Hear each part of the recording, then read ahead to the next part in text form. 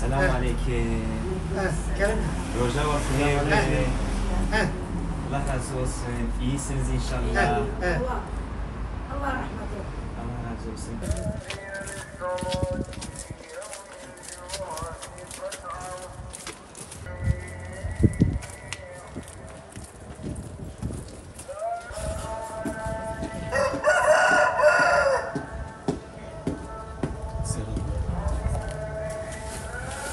Selamun aleyküm.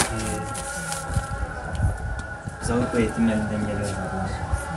Hayırseverlerimiz size dakikada bir de nakdi yardımda bulmuşlardı. Biz de onları size takdim etmek istedik, getirdik. Allah-u Teala onların hayırlarını kabul etsin. Rabbim yardımcımız olsun.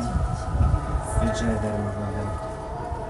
Şu yine hayırseverlerimizin göndermiş olduğu nakdi yardımlardan biz teşekkür ederiz.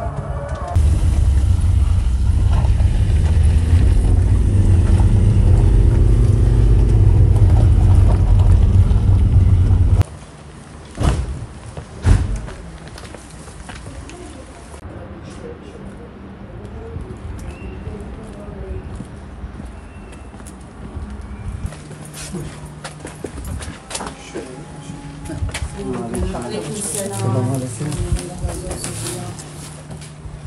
Kabul etsin. Çok teşekkür ederim. Sağ ol. Allah razı olsun. Çok teşekkür ederim. Allah muvaffak etsin hocam. Allah hayrınızı kabul etsin.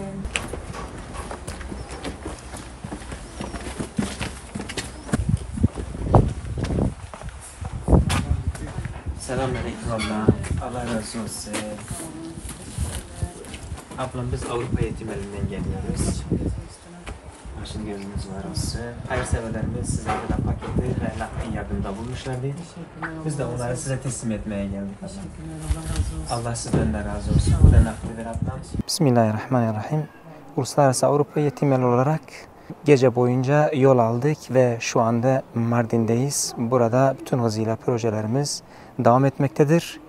İnşallah bir dahaki projelerimizde de sizlere aktarmaya devam edeceğiz. Rabbim bütün hayırseverlerimizden razı olsun. Allah-u Teala hayırlarını kabul etsin.